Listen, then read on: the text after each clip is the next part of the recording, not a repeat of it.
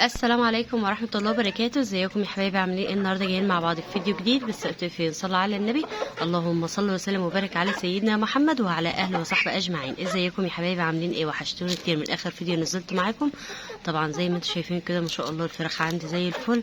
فاحنا طبعا محتاجين ان احنا نأسس الفراخ بتاعتنا بجد. الكوبايه ديت باذن الله هنعمل النهارده وصفه حلوه جدا جدا في الكوبايه.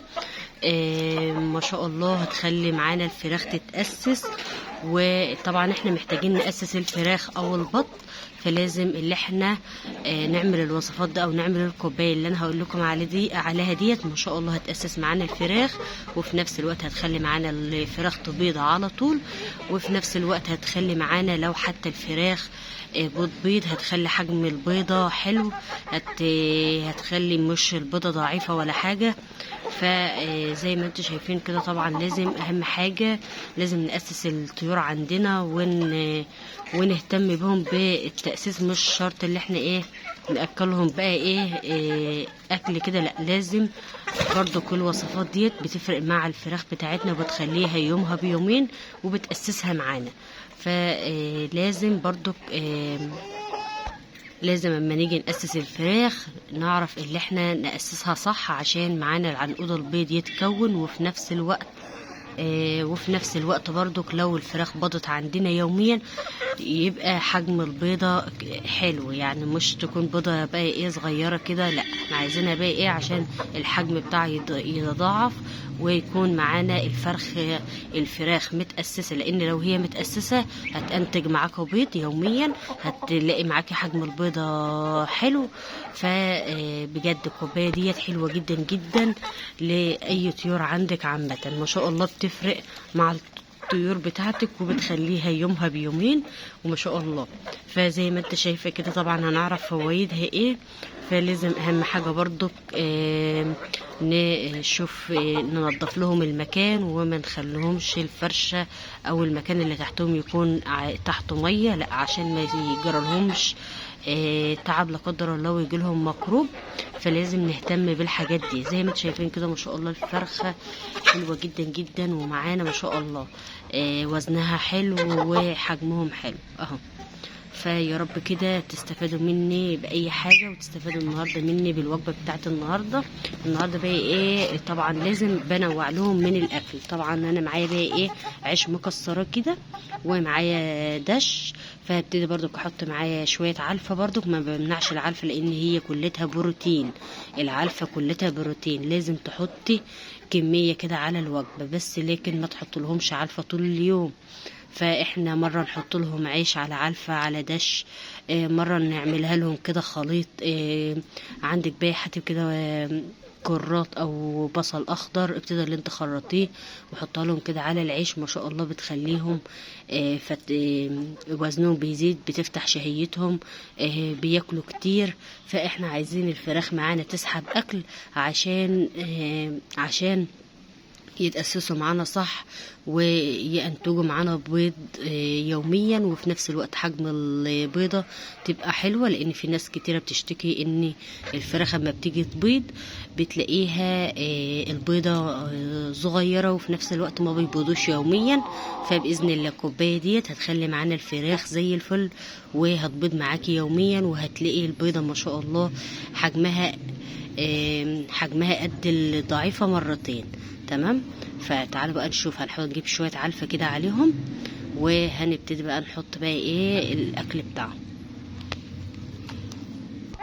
طبعا كده بقى انا حاطه العلفة بتاعت الفراخ عندي كده في البرميل ده، لان طبعا بحطهم في شكارة. فانا عندي البرميل ده فاضي فبفضي الشكارة يعني هنا في البرميل ده. تمام. حطيت بقى كمية حلوة اهيت. وفي ناس كتير هتقول لي العلفة ديت علفة علفة نامي. انا على طول بستخدمها كده للطيور بتاعتي، حلوة جدا جدا. هنبتدي كده نحط بقى معانا الخلطة الجبارة ديت بجد حلوة جدا جدا اهو زي ما انتم شايفين دوت. هنبتدي بقى نضيف على الاكل هقول لكم معلقه حلوه جدا جدا، بس المعلقه ديت مش وصفتنا النهارده.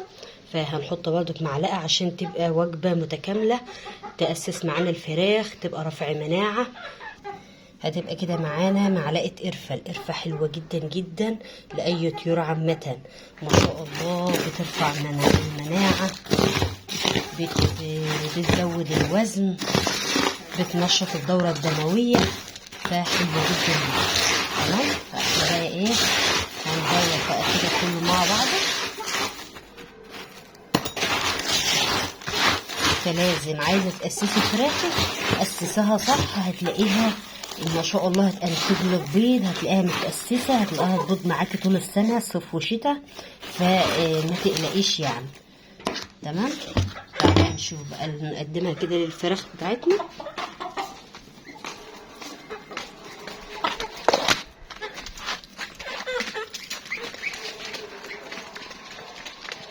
زي ما انتم شايفين كده ما شاء الله المعلقه ديت حلوه جدا جدا، زي ما انا بقول لكم كده، بتنشط الدوره الدمويه، اقوى رفع مناعه للطيور. القرفه بجد حلوه جدا جدا. احيانا انا بعملها كده ايه، بغليها على النار، احط معلقه قرفه وابتدي ان انا اغليها واحطها على سقوه لهم. فالنهارده حطيتها كده على الاكل عشان يستفادوا منها. هنا بيستفادوا وهنا بيستفادوا، بس انا احيانا ببدل هنا في الميه وببدل على الاكل. تعال بقى نشوف الكوبايه بتاعتنا، بجد مفيده جدا جدا، تاسيس للفراخ، بتخلي معانا الفراخ تاكل كتير، بتتاسس معانا، بتخليهم برضو يبيضوا معانا، وفي نفس الوقت بتكون عنقود البيض. فما شاء الله بجد حلوه جدا جدا.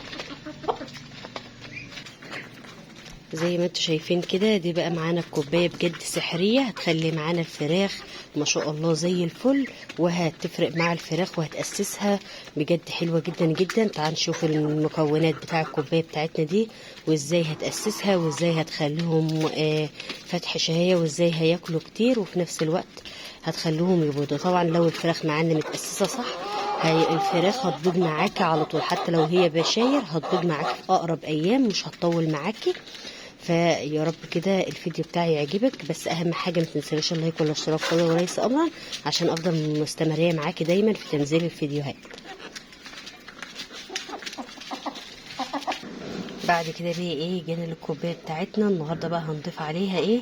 طبعا انا ضفت معايا معلقه منها بس، لكن ما خدتش بالي ان الكاميرا مفتوحه، ما هيش مفتوحه. تمام.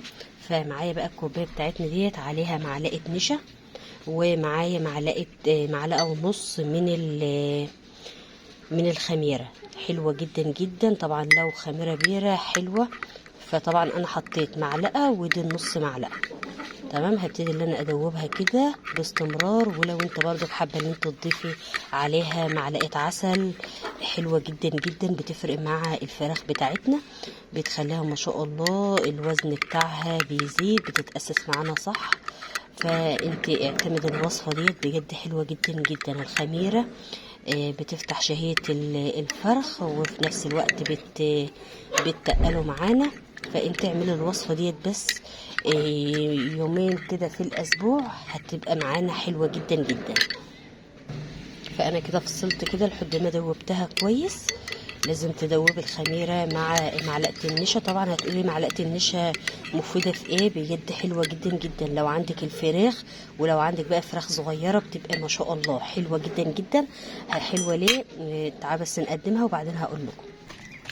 طبعا انا بقى غسلت السقايه بتاعتي، ومعانا بقى الكوبايه الحلوه ديت، هنبتدي ان احنا نحطها كده للفراخ بتاعتنا.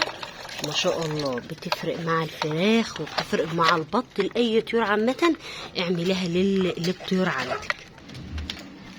فما شاء الله زي ما انا قلت لكم كده، السقوه ديت حلوه جدا جدا مع معلقه القرفه، بتفرق مع الفراخ بتاعتنا، بتزود وزن الفراخ. طبعا معلقه النشا لو عندهم اي اسهالات، عندهم مشاكل معويه، ما شاء الله بتقضي على اي مشاكل معويه عند الفراخ. وطبعا زي ما انا بقول لكم كده، لو في فراخ صغيره او بط صغير وعنده اسهال ولا حاجه، ابتدي اللي انت تحطها لهم معلقه نشا على معلقه رز مطحونه على العلفه، وابتدي اللي انت تدربها لهم كده، حطها لهم لمده 3 ايام في الاسبوع، هتقضي على الاسهال تماما. ده لو هم صغيرين بس، لكن دي بتقضي على اي مشاكل معويه عند الفراخ.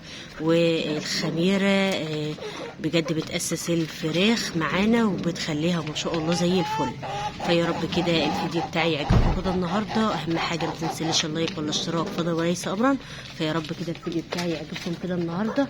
اهم حاجه ما تنسليش اللايك. مع السلامه.